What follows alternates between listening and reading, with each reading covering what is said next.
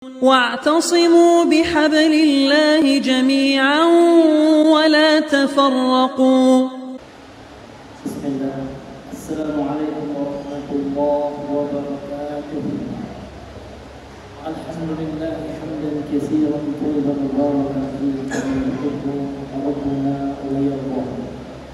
أشهد أن لا إله إلا الله وحده لا شريك له، وأشهد أن محمدا عبده ورسوله صلى الله وسلم عليه وعلى آله وأصحابه وسلم تسليما كثيرا.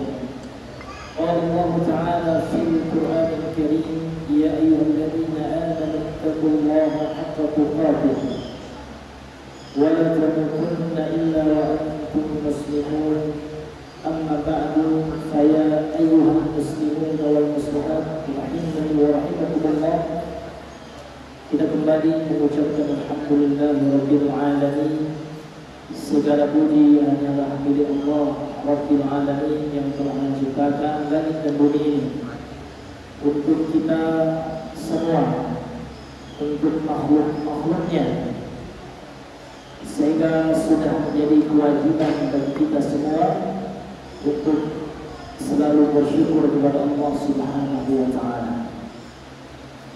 Kemudian yang kita inginkan dalam kehidupan dunia ini adalah kebahagiaan.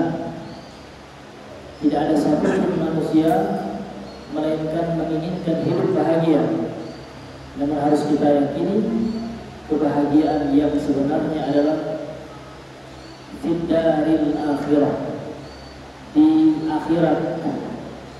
Maka Allah Subhanahu wa ta'ala telah menjelaskan dalam Al-Quran sebagaimana dalam surah Al-Qasas ayat 84, ayat 83. Allah menyebutkan di antara sifat manusia yang akan meraih kebahagiaan di akhirat.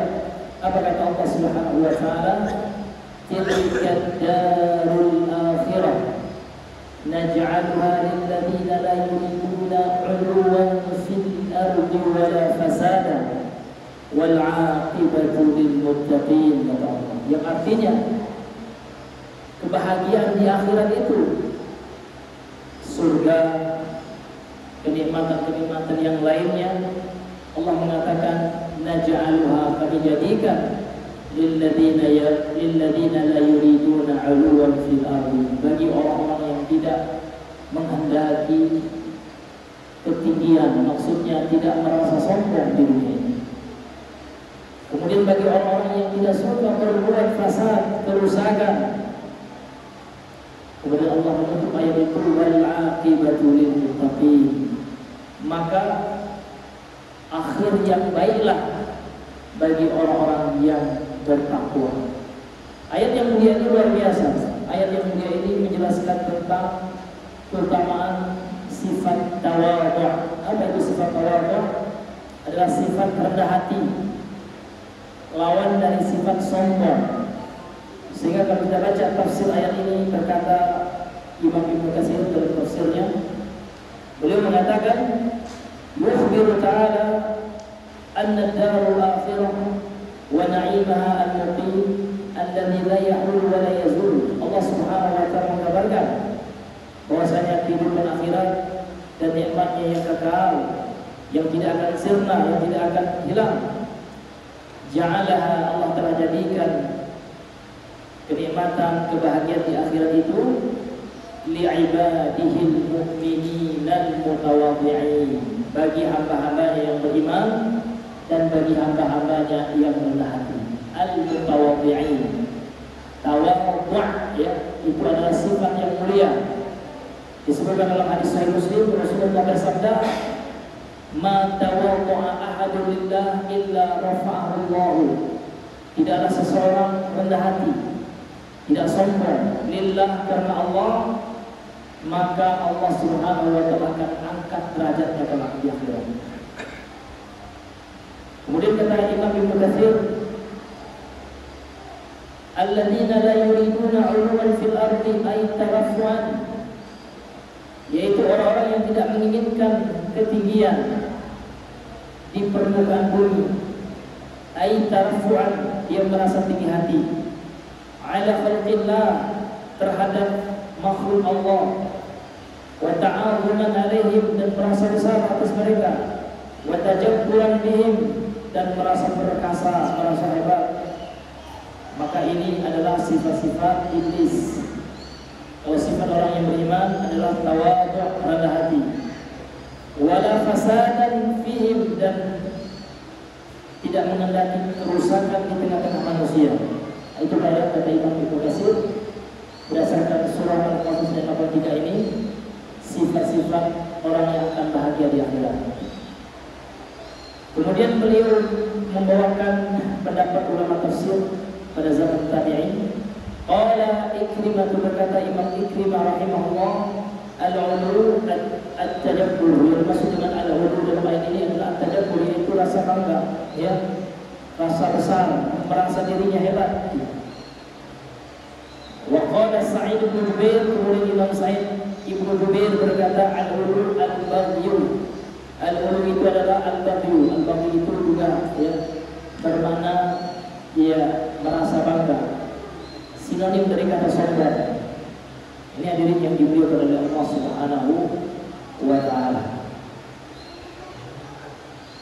Kemudian Imam Sufyan bin Sa'id Ats-Tsauri An-Mansur, dari Imam Mansur Al-Muslim Al-Batin, dari Imam Muslim Al-Batin, al-ulu dalam ayat ini kata beliau, al-ulu fil ardi takabbur bi ghairi haqq. Takabbur, merasa sombong tanpa kebenaran. Kemudian wal fasad, dan kerusakan di antara tafsirnya adalah akhdhul mali bi ghairi haqq, mengambil harta manusia tanpa dasar yang dibenarkan. Ini banyak. Fasad itu maknanya umum. Fasad itu kerusakan itu baik dalam agama maupun kerusakan sesama manusia. Mengambil harta orang itu termasuk fasad. Jadi orang-orang yang tidak sombong dan tidak melakukan kerusakan dunia, itulah nanti yang akan meraih ya kebahagiaan di akhirat. Mudah-mudahan kita semua termasuk orang-orang yang dijadikan oleh Allah Subhanahu wa ta'ala bahagia di akhirat. Amin ya rabbal alamin. Kemudian salawat dan salam kepada Rasulullah sallallahu alaihi wasallam. Allahumma shalli ala Muhammad wa ala ali Muhammad. Ma'asyiral muslimin, jemaah salat maghrib rahimani wa rahimakumullah. Kembali kita melanjutkan kajian kitab kita, masih pada kitab Syarhul Ushul Salasah yang ditulis oleh Mufti Saudi sekarang. Jadi beliau baru dilantik setelah meninggalnya Mufti itu Pak adalah dewan tertinggi ya, yang memberikan fatwa di kerajaan Arab Saudi. Yang sebelumnya Syekh Abdul Aziz Al-Syarif telah meninggal, kemudian digantikan oleh Profesor Dr. Syekh Shalih bin Abdullah Al-Fauzan hafizahullah ta'ala. Beliau sudah berusia 90 tahun, tapi Masya Allah yang masih sehat dan masih memberikan pengajian. Dia tinggal, beliau tinggal di Riyadh, di ibu kota Saudi Arabia. Jadi di antara karangan beliau atau tulisan beliau, buku yang kita baca, kitab yang kita pelajari, masyaallah muslimin yang diberikan oleh Allah Subhanahu wa ta'ala. Ya, kembali kita lanjutkan. Itu pembahasan kita masih pada al-iman bi anna Allah, beriman bahwasanya Allah khalaqana, telah menciptakan kita, wa razaqana, telah memberikan rezeki kepada kita, wa lam yatrukna hamalan, dan Allah tidak membiarkan kita untuk hidup sia-sia di dunia. Tidak membiarkan kita begitu saja tanpa ada tujuan. Maka tujuan Allah ciptakan kita untuk apa? Untuk beribadah. Sebagaimana ayat yang sering kita dengar dalam surah Al-Dariyat, wa ma khalaqtul jinna wal insa illa liya'budun. Tidaklah aku ciptakan jin dan manusia melainkan untuk beribadah kepada Allah. Kemudian ibadah itu tujuannya untuk apa? Akhir Faris, ya, ma ghayatul ibadah. Apa tujuan ibadah itu? Ya, ibadah itu untuk apa kita ibadah? Ya, yang lainnya Pak? Kira-kira kita beribadah itu untuk apa, Pak? Ya, betul. Itu pengertian ibadah. Ibadah itu artinya menghambakan diri. Betul, Pak. Nah, tapi tujuannya menghambakan diri itu apa? Apa? Betul ya. Itu salah satunya. Iya, betul juga ya. Kemudian yang lainnya, ini disebutkan dalam surah Al-Baqarah, ya Pak? Ya Pak? Betul, takwa ya, betul ya. Takwa itu makna yang paling simpel adalah tarkul ya manhiyat wa fi'lu ta'at, meninggalkan larangan kemudian mengerjakan ketaatan atau perintah. Betul, itu takwa. Mana dalilnya, Pak? Dalilnya surah Al-Baqarah ya, ayat 13. Surah Al-Baqarah ayat yang ke-13. Bisa dibuka, Pak? Ya, surah Al-Baqarah ayat 13. Maaf, bukan ayat 13 ya. Ayat 21, maaf ya, ayat 21. Apa kata Allah Subhanahu wa taala? Ya ayyuhan nas, wahai manusia, kata Allah, u'budu rabbakum, sembahlah, beribadahlah kepada Tuhanmu, alladzi khalaqakum, yang telah menciptakan kalian, walladzina min qablikum, dan telah menciptakan orang-orang sebelum kalian. Apa tujuannya, Pak? La'allakum, iya, supaya kalian menjadi orang yang bertakwa. Jadi ibadah yang kita lakukan ini, Pak, sholat kita, puasa kita, zakat kita, Allah mengatakan dalam Al-Quran ya, dalam surah Al-Baqarah ayat 21 itu adalah untuk meraih derajat takwa. Dan takwalah nanti akan menyebabkan kita dengan izin Allah meraih surga Allah, meraih kebahagiaan tadi. Sebagaimana surah Al-Qasas ayat 83 tadi, Pak ya, di akhir ayat Allah mengatakan wal aqibatu lil muttaqin, dan akibat atau kesudahan yang baiklah hanya bagi atau hanya untuk orang-orang yang bertakwa. Baik, yang kita lanjutkan pembahasan kita. Tafadhal akhi Alan, Iqra. Ya, silakan dibaca.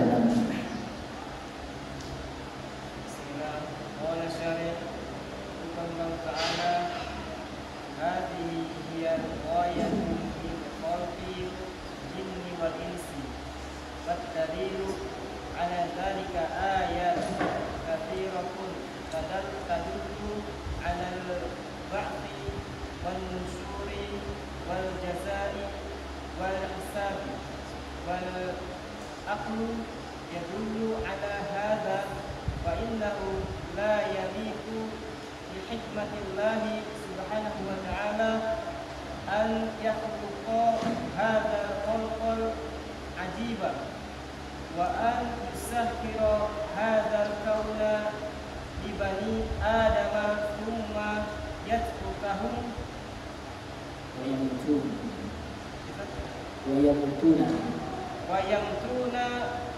ويذهبون بدون نتيجة. هذا عبث، فلا بد أن تظهر نتائج هذه الأعمال في الدار الآخرة. Iya, satu titik aja ya, karena paragrafnya panjang. Ya, qala asy-syarihu hafizahullahu ta'ala wa nafa'ana bihi wa bi'ulumihi fid dharain. Berkata pensyarah kita Syekh Shalih Al-Fauzan, yang semoga kita bisa mengambil manfaat dari ilmu beliau, dan Allah juga memberikan pahala bagi yang telah mewariskan kepada manusia ilmu yang bermanfaat insyaallah. Qala, beliau berkata, hadhihi hiyal ghayatu min khalqil jinni wal insi. Inilah tujuan dari penciptaan jin dan manusia. Apa itu, Pak? Tujuan dari penciptaan jin dan manusia itu apa? Beribadah. Nah, satu. Wa dalilu ala dzalika ayatun katsira. Dalil yang menunjukkan akan hal itu ayat-ayat yang banyak dalam Al-Qur'an. Tadullu ala al-ba'tsi, yang menunjukkan akan adanya hari perbangkitan. Orang yang menolak hari perbangkitan orang kafir. Ya, sebagaimana yang disebutkan oleh Allah dalam surah At-Taghabun. Za'amal ladzina kafaru an la yub'atsu. Orang-orang kafir menyangka mereka tidak akan dibangkitkan. Qul bala wa rabbi la tub'atsun. Katakan wahai Muhammad, jawab pernyataan mereka, sekali-kali tidak, ya, sesungguhnya kalian akan dibangkitkan. Jadi keyakinan kita bahwasanya di antara beriman kepada hari akhir, rukun iman yang 6 itu, di antara rukun iman yang 6 itu adalah al-iman bil yaumil akhir. Beriman dengan hari akhir adalah beriman dengan yaumal ba'ts, hari perbangkitan. Bahwasanya semua manusia nanti setelah ditiup oleh malaikat Israfil sangkakala yang kedua, maka ya bangkitlah semua manusia yang ada di kubur. Kemudian akan berkumpul di suatu padang yang sangat luas yang namanya padang mahsyar. Itu keyakinan kita berdasarkan Al-Quran dan Al-Hadis. Tapi kalau orang kafir tak percaya, na'udzubillah, orang terutama ateis dan komunis, Pak. Kalau orang Nasrani masih percaya, Yahudi masih. Tapi kalau ateis, dia tidak, karena mereka tidak percaya dengan pencipta. Karena mereka tidak menggunakan akal yang sehat juga. Keimanan tidak ada, akal pun mereka tidak gunakan. Itu orang ateis. Karena secara akal, Pak, orang yang menolak adanya Tuhan itu orang yang tidak berakal. Kenapa? Tidak akan mungkin ada alam semesta itu. Contoh, mungkinkah ada gelas ini tanpa ada yang membuat gelas ini, Pak? Mustahil, ya kan? Pasti ada ini gelas. Bahkan orang kafir saja, Pak, dari kalangan falasifah atau ahli filsafat, ya, seperti Aristoteles dan kawan-kawannya, itu masih percaya mereka ya kan akan adanya Tuhan. Namun mereka tidak beriman, hanya sekedar percaya saja. Namun tidak cukup, Pak, ya, memasukkan orang itu ke dalam Islam kalau hanya sekedar percaya namun tidak beriman dan tidak mengikuti syariat Nabi Muhammad atau syariat kalau sebelum Nabi diutus, syariat Nabi sebelum Nabi Muhammad SAW. Jadi orang-orang ateis itu sebenarnya adalah orang-orang yang tidak menggunakan akal. Kemudian wan nusyur. Jadi ayat-ayat yang banyak dalam Al-Quran juga menunjukkan akan adanya hari, ya, perbangkitan dan hari dikumpulkannya manusia kelak di padang mahsyar. Itu wan nusyur, ya. Kemudian wal jaza, hari pembalasan, bahwasanya nanti kita akan dibalasi setiap amal yang kita lakukan ini. Akan kita lihat, Pak. Wa may ya'mal mithqala dzarratin khairan yarahu. Barang siapa yang melakukan amalan walaupun sebesar biji zarah, kecil sekali kebaikan, dia melihat. Demikian pula barang siapa yang mengamalkan keburukan walaupun dzarrah, ya, mithqala dzarrah, sebesar biji zarrah, yarahu, akan dia lihat kelak di akhirat. Maka ada orang yang dihapus dosanya ada. Dengan apa itu, Pak? Dengan amal soleh, dengan taubat, dengan istighfar. Karena yang namanya manusia tentu tidak ada yang luput dari dosa. Ya. Karena Allah mengatakan dalam hadis qudsi riwayat Imam Bukhari dan Muslim, ya ibadi, kata Allah, wahai hamba-hambaku, innakum tukhti'una bil-laili wan-nahar fastaghfiruni aghfir lakum. Wahai hamba-hambaku, sesungguhnya kalian itu banyak berbuat dosa siang malam. Ini Allah yang mengatakan. Maka kita jangan merasa maksum, ya, bebas dari dosa. Tidak ada manusia yang maksum kecuali Nabi, para Nabi dan Rasul. Artinya tidak boleh kita merasa suci dalam kehidupan ini. Orang yang merasa banyak dosa kemudian itu membuat dia takut kepada Allah, membuat dia penyesalan sehingga menggerakkan hatinya untuk bertobat, ini tentu Allah cintai daripada orang yang merasa tidak pernah salah dan sombong dengan amal ibadah yang dia lakukan, sehingga melihat orang itu dengan yang mata kesombongan. Orang ini, dia tak pulang mau ini, tidak doa mau ini. Ini saya ahli ibadah, rusak ibadah kita.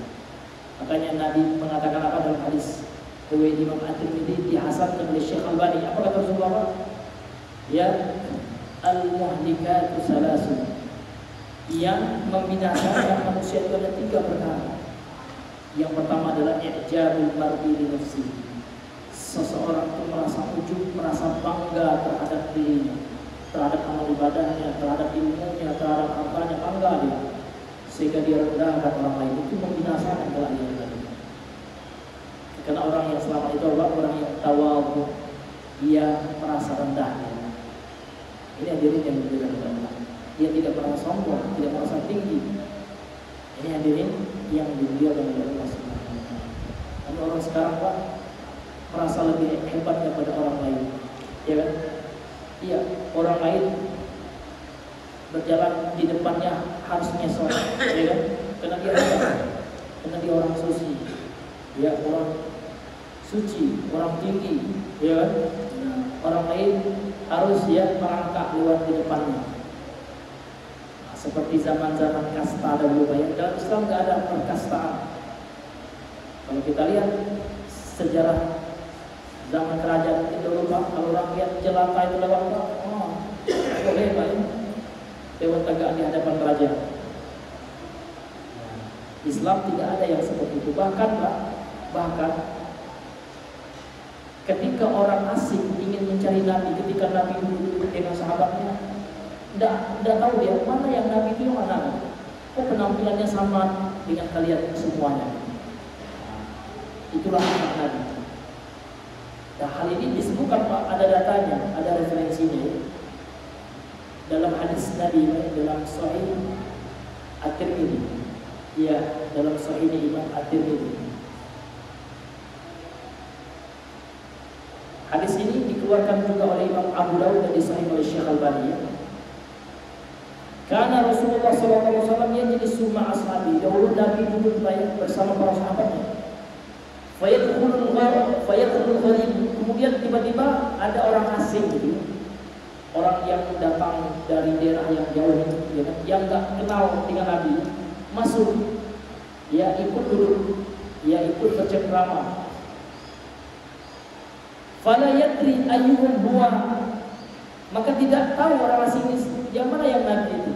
Hatta yas'al, sampai dia bertanya mana yang Nabi itu, yang mana yang Muhammad itu. Tidak tahu dia. Artinya apa ini? Menunjukkan apa? Betapa tawadhu'nya Rasulullah SAW. Kalau orang sekarang lah tahu ini dianya nih kan, yang kalau muridnya ngesot di depannya aku dianya itu. Tahu langsung orang lain, kalau tidak tahu sama saja. Nah, ini menunjukkan betapa tawadhu'nya Rasulullah. Beliau tidak duduk di tempat khusus. Iya, tidak ada tempat khusus yang beliau suka sama, tidak ada. Itu luar biasanya akhlak Nabi, masya Allah. Sehingga Nabi itu Pak manusia yang menghilangkan sistem feodalisme ya dalam kehidupan. Ada yang dirajakan, ya kan? Kemudian ada yang menjilat, ada yang terlalu diagung-agungkan, bahkan sampai ada yang sujud kayak, sampai ada yang menjilat, mencium tempat bekas duduk. Tidak ada. Nabi seperti itu dengan para sahabat sama. Begitulah sifat tawadhu'nya Nabi SAW. Itu luar biasa. Beliau juga tidak mengenakan pakaian yang berbeda untuk menunjukkan status sosialnya, namun beliau bersikap seperti sahabat-sahabatnya yang lain. Begitu luar biasanya akhlak Nabi SAW. Jadi Nabi itu luar biasa. Padahal Nabi itu raja lah, pemimpin pemerintahan dan pemimpin agama itu Nabi. Akan tetapi Nabi Pak, masya Allah, beliau tidak pernah sombong. Ya, dan tidak pernah juga ingin dielu-elukan. Bahkan pernah beliau datang sahabatnya berdiri menghormati beliau. Beliau marah, duduk aja kan. Nah, janganlah kalian apa? Memuliakan itu sebagaimana ya orang-orang Persia memuliakan raja. Ya, penyembah api. Bahkan ketika Nabi Pak mengasingkan diri, ketika itu beliau lagi memberikan pendidikan kepada istrinya. Beliau tidak mau bertemu dengan istri ini, sebuah dalam Sahih Al-Bukhari ya. Ditemuilah beliau oleh sahabatnya Umar. Dan ketika itu beliau duduk dari pembaringannya dan terdapat bekas pelepah kurma di punggungnya. Menangis Umar. Apa kata Umar? Ya Rasulullah, laqad ji'tu ila ruh. Aku telah pergi ke Romawi. Aku telah lihat rajanya tidur di kasur-kasur yang empuk. Dan aku juga telah melihat raja Persia yang hidup dengan kemewahan, yang hidup dengan bergelimpangan harta. Anta Rasulullah, engkau adalah utusan Allah. Dan kehidupanmu seperti ini, wahai Rasulullah. Menangis Umar, tidur, beliau tidak di atas kasur. Subhanallah. Begitu Rasulullah itu tawadhu. Beliau tidak mencintai dunia. Kalau seandainya beliau ingin dunia, gampang, ya kan? Karena beliau itu Pak Nabi itu punya jatah dalam agama ini 1/5 dari harta seperang. Taruhlah dalam peperangan itu kan sering kaum muslimin itu menang, ya kan? Dapat 5 M itu bebas. Berapa 1/5 dari 5 M? Banyak. Akan tapi Nabi gunakan itu untuk apa?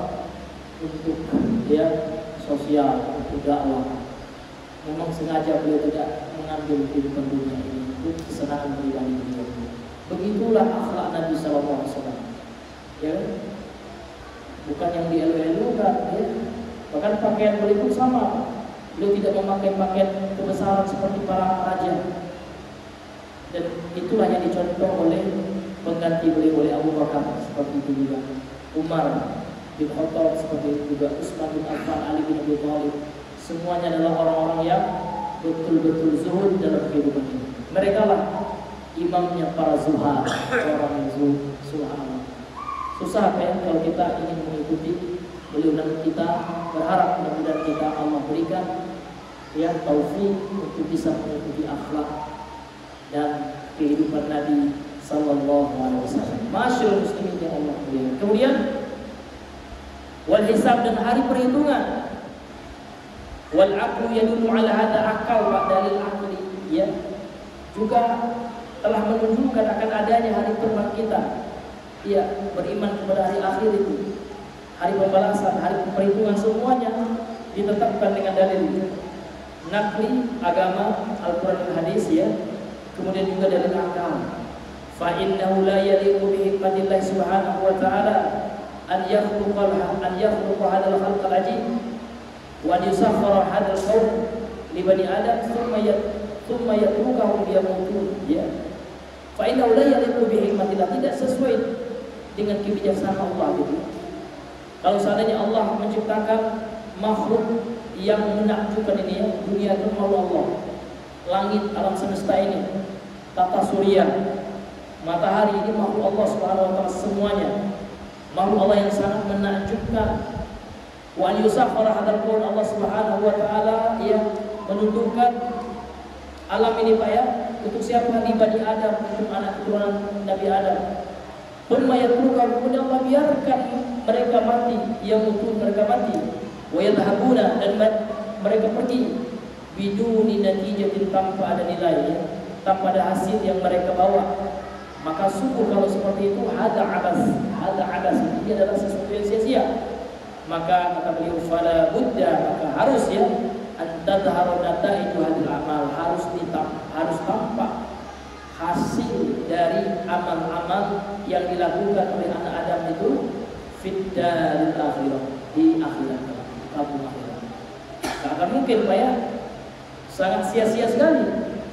Bertentangan dengan Allah sebagai Al-Hakim. Allah itu punya nama, salah satu nama Allah itu Al-Hakim, Zat yang Maha Bijaksana. Artinya apa? Apa yang Allah berikan perintah dan larangan itu ada tujuannya. Allah menciptakan punya tujuan semuanya. Itu menunjukkan Allah itu bijaksana. Maka tidak akan mungkin secara syariat dan akal tertolak kalau seandainya Allah menciptakan manusia, menciptakan alam semesta ini tanpa ada tujuan sama sekali. Maka tidak bisa kita pahami seperti itu dan bertentangan dan bertolak belakang dengan prinsip-prinsip Al-Quran dan juga menurut akal sehat. Silakan Mas dilanjutkan. قال سبحانه وتعالى ولهذا قد يكون من الناس من يفنى عن عمره في عبادة الله وفي طاعته وهو في فقر وفي حاجة وقد يكون مظلوما عليه ومضيقا عليه ولا ينال شيئا من جزاء عمله في هذه الدنيا وعلى العكس يكون من الناس كافر ملحد شرير يصرف ويفرح في هذا الحياة ويتنعم ويؤطى ما يشتهي ويرتكب بما حرم الله ويظلم العباد ويعتدي عليهم ويأكل أموالهم ويكتب بغير حق ويتسلط ويتجبر ثم وما يموت. يموت على حاله ما أصابه شيء من العقوبة. Hal yaliqu bi'adillah ya. Ya, lanjut Mas ya. Karena tanggung ya. هل يليق بعدل الله سبحانه وتعالى وحكمته أن يترك هذا Muti'ah. المطيع بدون جزاء Ya. وأن يترك Wa ayatruka hadal kafirah هذا الكافر بدون mujazat. وهذا لا يليق بعدله سبحانه وتعالى ولذلك جعل دارا أخرى يجازى فيها المحسن Al-muhsinu بإحسانه bi'ihsanihi والمحسن bi'isaatihi bi'isaatihi. Nah. وتظهر فيها Samaratul a'mal. الأعمال. Iya. Qala al-musannifu wa qala asy-syari'u hafizahullah. Kemudian pensyarah kita melanjutkan. Walihada, oleh sebab itu ya, qad yakunu minan nas, terkadang ada sebagian manusia man yafni umruhu fi ibadatillah, yang menghabiskan umurnya dalam beribadah kepada Allah, wa fi ta'atihi, dan dalam melakukan ketaatan kepadanya, wa fi faqrin, keadaannya dalam keadaan fakir, miskin dia, wa fi hajatin, dia butuh, dan dia dalam kehidupan dunia dia butuh kepada kehidupan. Wa qad yakunu madluman, dan terkadang ada orang yang dizalimi, ya, wa mabghutan alaihi wa mudiqan alaihi, ya. Qad yakunu madluman, dan terkadang juga ada yang orang yang terzalimi, madghutan alaihi, ini sama ya, yang dia dicurangi gitu. Wa mudiqan alaihi, kemudian disempitkan kehidupannya gitu. Dia terzalimi, ya, susah hidupnya, disempitkan atasnya, wala yanalu syai'an min jazaa'i amali fi hadhihi dunya, dan dia tidak mendapatkan balasan amalnya di kehidupan dunia ini. Nah, ini orang yang celaka betul. Ya. Kalau seandainya dia kafir, tapi kalau seandainya dia adalah orang yang beriman, kalau dia terzalimi, ya, dia tercurangi, disempitkan dia oleh manusia yang lain, dan dia tidak mendapatkan balasan di dunia, ya kan? Maka insya Allah kalau dia beriman, sabar, dia akan mendapatkan balasan pahala yang besar di akhirat. Kemudian wa 'alal aksi, dan kebalikannya, yakunu minan nas, ya, ada di antara manusia kafirun. Oh, jadi yang sebelumnya nih Mas, dia adalah orang-orang yang menghabiskan usianya dalam umurnya dalam beribadah kepada Allah Subhanahu wa taala, dan dia terzalimi gitu ya. Hidupnya fakir, dizalimi dia lagi Pak ya. Walaupun dia tidak dapat balasan di dunia ini Pak, dia terzalimi betul ya.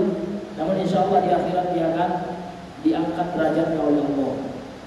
Wa 'alal aksi, dan atas kebalikan, maksudnya kebalikan dari yang pertama ini, yakunu minan nas, ada di antara manusia kafir, orang kafir, ya, mulhidun, ateis, syarirun, pelaku dosa, yasra wa yakrahu, namun hidupnya senang, ya, relax hidupnya, fi hadil hayat, di dalam kehidupan dunia ini, wa yatana'am wa yu'tu, ya wa yu'ta, ya, wa yutana'am wa yu'ta, dia diberikan nikmat, kemudian diberikan ma yastahi, apa yang dia inginkan, gitu ya.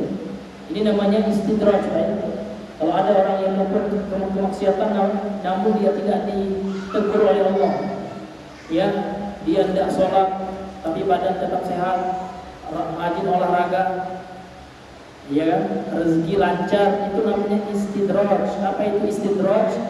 Adalah orang-orang yang diberikan nikmat namun dia tetap berbuat maksiat di dunia ini, dan dia menyangka, ya, dia tidak disentuh oleh azab itu. Ini yang lebih parah, ini yang lebih bahaya daripada orang yang ditegur. Karena kalau orang ditegur oleh Allah, dikasih musibah di dunia ini, berarti Allah masih sayang. Sebagaimana yang disebutkan dalam hadis sahih, ya, idza ahabballahu qauman, apabila Allah mencintai satu kaum, ya ibtalahu, Allah akan berikan ujian kepada kaum itu. Allah kasih dia sakit, Allah tegurlah dia, sehingga dia ingat kepada Allah lama-lama. Oh, ini begitu Tuhan Allah, ya kan? Bahkan dia kembali kepada Allah. Saya punya saudara baik, tidak pernah sholat, Pak. Subhanallah. Sepanjang dia tidak pernah sholat, yang dipikirkan dunia saja. Kalau kerja rajin, Pak, bahkan dia nggak tamat sekolah, SD pun tidak tamat. Tapi karena rajinnya, pingin berubah hidupnya, ya kan? Dia merantau, ya. Dari Sumbar dia, ya, merantau ke Jambi di Pak, tahun berapa itu, tahun 80-an gitu. Jualan dia awalnya di Angso dulu katanya. Nah, kemudian setelah itu ikut paman dia. Paman itu waktu itu bisa operator, ya, bisa bawa alat beko dengan, atau yang apa istilahnya itu, Pak? Ada yang mereknya beko dia, ya. Apa, Pak? Ya eksepat apa gitu. Kepala namanya itu, ya. Saya nggak paham juga. Yang penting alat berat gitu kan. Sehingga apa? Dia paham dia. Berapa bulan aja ikut dia awalnya kena, ya kan? Beberapa bulan setelah itu jadi operator dia, dan mulailah Allah berikan rezekinya, Pak. Berubah hidupnya, ya kan? Nah, kemudian setelah itu dikumpul banyak uang, ya kan? Beli lagi dia lahan sawit, hingga dia punya puluhan hektar, gitu. Namun karena Allah masih sayang sama beliau ini, Pak, Allah kasih ujian, dia sakit, kena stroke dia. Nah, disitulah awal datangnya hidayah. Akhirnya dikasih masukan sama sahabat, sholat lagi, Pak, gitu kan. Nggak tahu kita umur kita kapan. Diberi, Pak, hidayah Allah. Sebelum meninggal sholat dia, semua orang, ya. Sebelum sholat meninggal itu beberapa pekan, Pak. Tidak lama pula sholat, mudah-mudahan husnul khotimah, karena dia ini, Pak, saudara ini meninggalnya di hari Jumat, ya, mudah-mudahan, ya. Ini hadirin yang juga. Tapi ada suatu amalannya, Pak, yang saya ambil poin, walaupun dia nggak sholat, tapi ada amalan mungkin boleh jadi satu amalan ini menyebabkan Allah kasih dia hidayah di akhir hayatnya. Apa itu? Dia berbakti sama orang tua.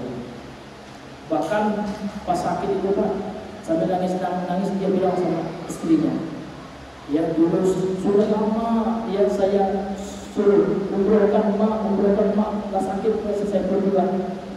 Ya Mas, kata istrinya, akan saya umrohkan gitu. Namun alhamdulillah dikabulkan sama istrinya. Ketika saudara ini meninggal, ya, diumrohkan, ya, alhamdulillah, ya. Tapi yang poin yang saya ambil, Pak, kalau Allah ngasih kita ujian itu pasti ada itu kebaikan ini. Artinya Allah itu masih sayang. Yang parahnya itu Allah kasih istidraj.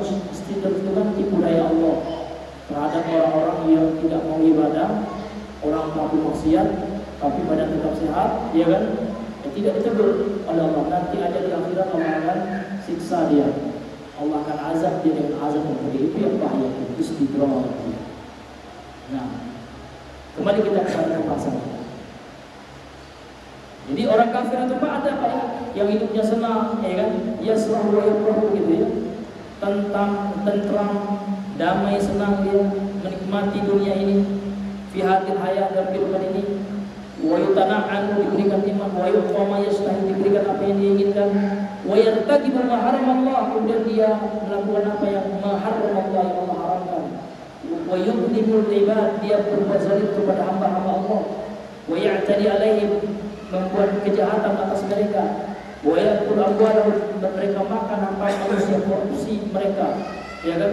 Tapi walaupun dia koruptor, sehat aja dia, karena dia rajin olahraga, rajin fitness mungkin, rajin buat lari, Pak. Itu namanya istidraj. Wa yaqtulu bi ghairi haqq, bahkan ada juga orang yang membunuh, kan? Membunuh orang, tapi santai-santai aja dia, kan? Nah, wa yatasaddaqu wa yatajabbaru thumma yamutu ala hali, kemudian dia melakukan tipu daya, dia melakukan apa menguasai gitu ya dengan kezaliman, melakukan perbuatan kesombongan, kemudian dia mati ala halihi, ia di atas kondisinya yang seperti itu, tidak pernah diuji oleh Allah, tidak juga diberikan azab di dunia. Ma asabahu syai'un min al-uqubah, dia tidak mendapatkan sesuatu pun dari uqubah, dari azab Allah di dunia. Hal yaliqu bi anillahi subhanahu wa ta'ala wa hikmatihi an yatruka hadzal muti'a biduni jaza, apakah sesuai dengan keadilan Allah subhanahu wa ta'ala dan kebijaksanaannya Allah membiarkan orang yang melakukan ketaatan tanpa ada balasan? Tidak. Pasti orang yang berbuat taat itu akan dibalasi oleh Allah dengan kebaikan. Wa an yatruka hadzal kafir, Allah membiarkan orang kafir ini biduni mujazatin, tanpa ada balasan. Hadalah yang diqul, ini tidak akan tidak sesuai dengan keadilan Allah Subhanahu wa taala. Walidzalika ja'ala daral ukhra, oleh sebab itu Allah jadikan kehidupan lain, yujaza fiha al-muhsin, dengan yang di dalam kehidupan itu, akhirat itu Allah berikan ganjaran kepada orang yang berbuat kebaikan dengan kebahagiaan, dengan surga. Bi'isanihi, diakibatkan oleh kebaikan yang dilakukan. Wal musibu bi'isati, kemudian Allah akan berikan ganjaran siksaan kepada pelaku keburukan, dosa, karena dosa yang dilakukan. Fatadharu fiha thamaratu a'mal, maka di alam akhirat, di kampung akhirat akan tampak buah dari amalan yang kita lakukan. Maka inilah Pak ya, tujuan Allah ciptakan surga dan neraka itu, menunjukkan kehadiran Allah Subhanahu wa taala. Kenapa Allah menciptakan neraka? Supaya pelaku koruptor yang tidak bisa dijerat hukum di dunia ini, pelaku kezaliman, pelaku genosida, para Yahudi, Zionis, ya kan? Di dunia ini banyak sekutunya, banyak orang yang mendukungnya, dia orang kafir yang punya dana, punya kekuatan massa, punya kekuatan medsos, tidak tersentuh di dunia. Makanya Allah ciptakan neraka, nanti baru di neraka mereka mendapatkan keadilan, akan disiksa oleh Allah Subhanahu wa taala. Sebaliknya ada orang yang miskin Pak ya, iya, kena kasus dia tidak bisa menyewa pengacara, ya, dia sebenarnya menang dikalahkan, tidak bisa menyuap jaksa dan hakim, ya kan? Lantas siapa yang akan memberikan keadilan? Allah. Kalau seandainya di dunia ini dia tidak mendapatkan, jadi itulah tujuannya kenapa Allah ciptakan surga dan neraka, untuk mengadili orang-orang yang tidak mendapatkan keadilan di dunia ini, orang-orang yang tidak diadili di dunia ini. Ini hadirin yang dimuliakan oleh Allah Subhanahu wa taala. Itulah tujuan kenapa Allah menciptakan surga dan neraka. Ini hadirin yang dimuliakan oleh Allah Subhanahu wa taala. Kalau tidak ada neraka Pak, enak dengan perang, ya kan? Kalau berbuat zalim, ya kan? Membantu orang membunuh anak-anak, auzubillah. Di dunia hebat dia, banyak sekutunya, ya kan? Kelak di akhirat lah, kalau dia tidak tersentuh hukum di dunia ini, tidak ada yang mengadilinya, Allah nanti akan mengadilinya, bahkan memberikan azab yang pedih kalau dia tidak bertobat dan kembali kepada Allah Allah Subhanahu wa taala. Wallahu taala a'lam bishawab. Karena sudah masuk hari Syaban, ya kita cukupkan dulu sampai di sini. Mudah-mudahan yang singkat ini bisa bermanfaat untuk kehidupan kita dan terutama bagi kami yang menyampaikannya. Subhanallah wa bihamdika asyhadu an la ilaha illa anta astaghfiruka wa atubu ilaik. Assalamualaikum warahmatullahi wabarakatuh.